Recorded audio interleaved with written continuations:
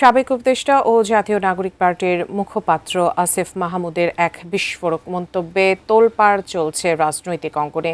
সম্প্রতি তিনি অন্তর্বর্তী সরকারকে ক্ষমতায় রাখতে ডিপ টেস্টের দেওয়া গোপন প্রস্তাব সামনে এনেছেন, যা নিয়ে শুরু হয়েছে নতুন আলোচনা। এই প্রস্তাবের শর্তও জুড়ে দেয় ডিপ টেস্ট, কিন্তু সাধারণ মানুষের মনে প্রশ্ন, এই ডিপ টেস্ট কারা আর তাদের ক্ষমতায় রাখতে ঠিক কি শর্ত দিয়েছিল? বিস্তারিত সাদিয়া সিদ্দিকার রিপোর্টে।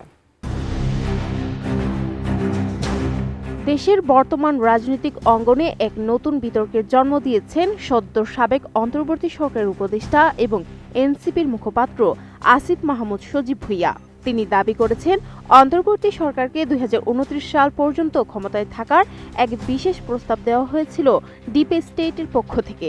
গত বৃহস্পতিবার বিকেলে ঢাকার বাংলা মোটরে এনসিপির কেন্দ্রীয় কার্যালয়ে স্বাধীনতা দিবস উপলক্ষে আয়োজিত এক আলোচনা সভায় তার এই বক্তব্যে দেশজুড়ে কৌতূহল ও নানা প্রশ্নের সৃষ্টি হয়েছে। আসিফ মাহমুদ তার বক্তৃতায় অত্যন্ত স্পষ্টভাবে উল্লেখ করেন, যখন তারা সরকারের দায়িত্বে ছিলেন, বিশেষ করে শুরুর ৩ থেকে ৫ মাসের মাথায় ডিপ স্টেট তাদের কাছে একটি দীর্ঘমেয়াদী রোড ম্যাপ প্রস্তাব করে। সেই প্রস্তাবে বলা হয়েছিল, আওয়ামী লীগ সরকারের নির্ধারিত মেয়াদ অর্থাৎ ২০২৯ সাল পর্যন্ত এই অন্তর্বর্তী সরকারই রাষ্ট্র পরিচালনা করবেন এবং এই ক্ষেত্রে ওই শক্তিশালী গোষ্ঠীগুলো সব ধরনের সহযোগিতা প্রদান করবে। তবে এই প্রস্তাবের পেছনে ছিল বিশেষ কিছু শর্ত এবং স্বার্থ রক্ষার সমীকরণ। 5+ স্টার রেটিং প্রাপ্ত দেশের সর্বোচ্চ বিদ্যুৎ সাশ্রয়ী ওয়ালটন এসি স্মার্ট কমফোর্ট এখন নেক্সট লেভেলে।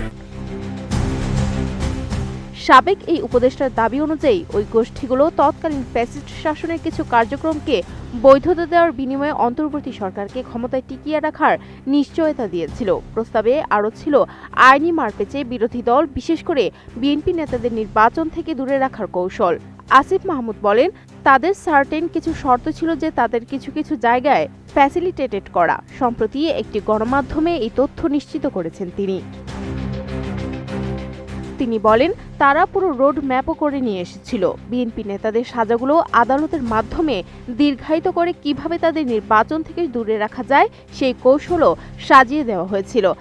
এমনকি তারেক রহমানের সাজার বিষয়টিকে ব্যবহার করে তাকে নির্বাচনে অংশগ্রহণে অযোগ্য রাখার নীলনকশাও সেই আলোচনায় উঠে এসেছিল বলে জানিয়েছেন আসিফ মাহমুদ।